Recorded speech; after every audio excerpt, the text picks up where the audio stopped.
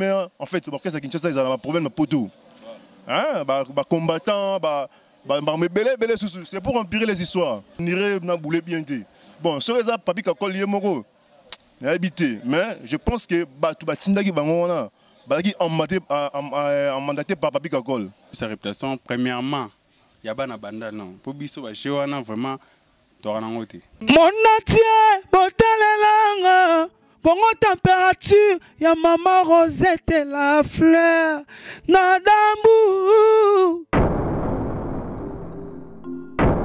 Après avoir défilé dans la cité Pola, mais cette fois Congo Température TV. Désormais, suivez-nous sur cette chaîne. Congo Température TV. Congo Température. La patronne, Rosette, la fleur d'amour, jeune à solo. Émission religieuse. Théâtre, musique, environnement. Émission sportive. Émission politique, donc, nulle part ailleurs. www.congotempérature.com. Nous avons information à temps réel.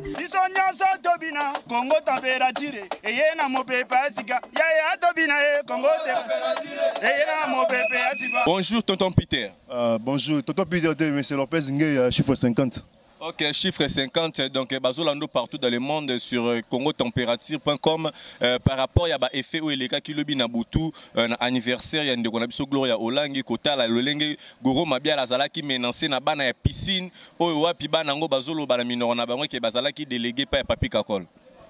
En tout cas, ça ne se passe pas si na dit papi kakol. Ada image d'abord à maison mère. Maison mère bleu relève les sous na tina monté. Mais ça ne se passe si ne toyoki bon tout ça quitté. Bon, c'est pour empirer les histoires encore. D'abord dans la maison mère, en fait, après ça Kinshasa, ils ont un problème de poteau. Hein, combattant, c'est pour empirer les histoires. Moi je pense que côté on irait dans bouler bien.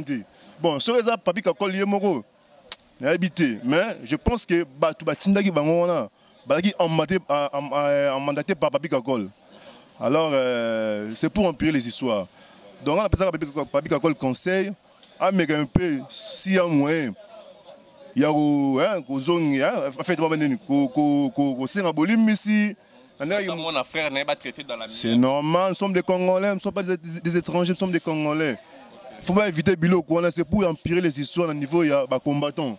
Pour y avoir un poteau, si on a des défauts, c'est pour empirer les histoires.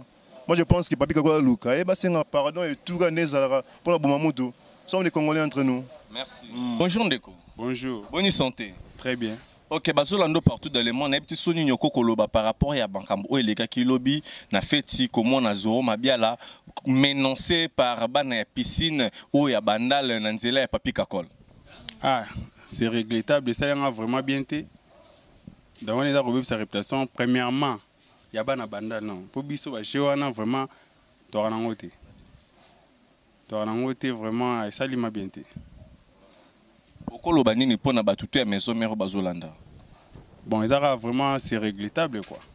Actuana a posé vraiment et ça li vraiment bien été. OK, merci. Mon atier, botalelanga. Congo température, ya maman Rosette et la fleur, Nadambu. Après avoir défilé dans la cité Pola, mais cette fois Congo Température TV. Désormais, suivez-nous sur cette chaîne. Congo Température TV. Congo Température. La patronne, Rosette, la fleur d'amour, jeune à solo. Émission religieuse. Théâtre, musique, environnement. Émission sportive. Émission politique, donc, nulle part ailleurs. www.congotempérature.com. Nous avons information à temps réel. Congo Température. Et y a mon pépé Asika. Yaya Tobina, Congo Température. Et y a mon pépé Asika.